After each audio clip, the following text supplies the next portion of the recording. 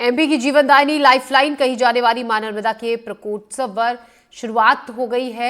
2 दिन के कार्यक्रम में विश्व प्रसिद्ध सेठानी घाट पर कार्यक्रम आयोजित किया जा रहा है। नर्मदा जयंती की पूर्व संध्या पर जेठानी घाट को मनमोहक जगमग रोशनी से दुल्हन की तरह सजाया गया।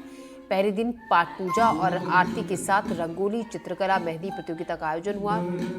साथ ही भोपाल से आए कलाकारों ने नृत्य नाटिका के साथ इशिता विश्वकर्मा ने भक्ति के गीत भी गाए।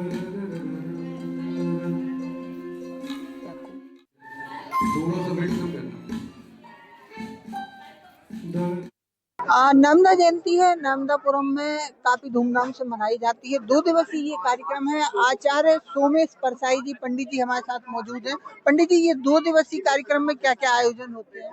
देखिए, प्रारंभ में सबसे पहले मां नर्मदा का श्री गणेश पूजन और मां नर्मदा का पूजन के बाद श्री गणेश होता है। पूर्व संध्या पर मां नर्मदा का अभिषेक, पूजन, आरती होती है।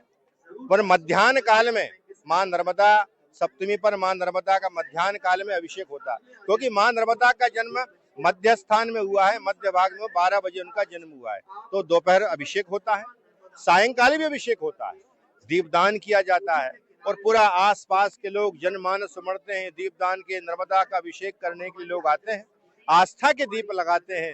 पूरा ऐसा लगता है कि मां नर्मदा यहीं विराजमान है और शिवलोक भी यहीं है। वस्तुतः हम एक और निवेदन आपके माध्यम से करना चाहते हैं। ये निवेदन यह है कि पूजन करें और प्रदूषण मां नर्मदा को मुक्त करें। सच्ची आस्था, श्रद्धा मां नर्मदा ग्रहण करेंगी और नर्मदा जयंती का जनमानस को फल प्राप्त होगा। मध्य प्रदेश की जीवनदायिनी पुण्य सलीला मां नर्मदा को कहा जाता है कण कण में शंकर है। शंकर शिव की भी उत्पत्ति नर्मदा से कही जाती है। ये इसके संदर्भ में क्या किंवदंती?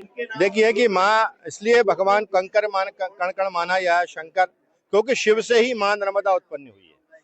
तो उनके स्वेदस से उत्पन्न होने के कारण पूरा जल शिवमय हो जाता है। तो बार बार वेग उत्पन्न करने से वह पाषाण, वह कंकर शंकर बन जाता है। और साथ साथ इसलिए भी बन जाता है क्योंकि भगवान शंकर एक अंश से, नर्मदा पुराण में वर्णन आता है, एक अंश से स्वयं यहाँ विराजमान रहते हैं। तो दक्षिण तट उनका मां नर्मदा का ऐश्वर्यदायी है, धनदायी है, पुत्रदायी है, राजदायी है, और उनका उत्तर तट मोक्षदायी है।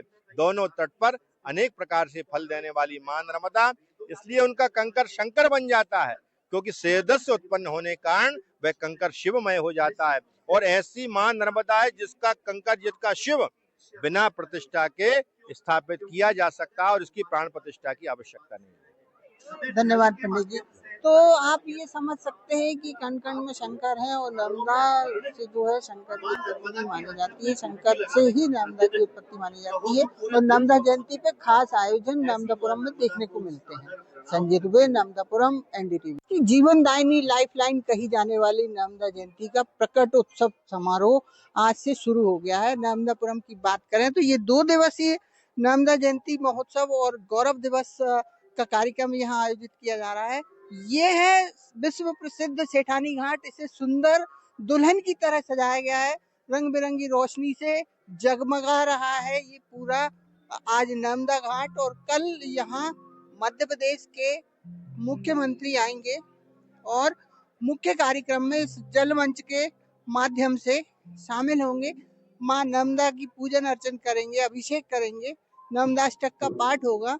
2 दिन तक चलने वाला ये महोत्सव काफी धूमधाम से नर्मदांचल में मनाया जाता है। नर्मदापुरम की बात करें तो सबसे बड़ा ये महोत्सव कहलाता है। अब आज से इस महोत्सव की शुरुआत हो चुकी है और कल ये कार्यक्रम जारी रहेगा। संजय दुबे, नर्मदापुरम, एनडीटीवी।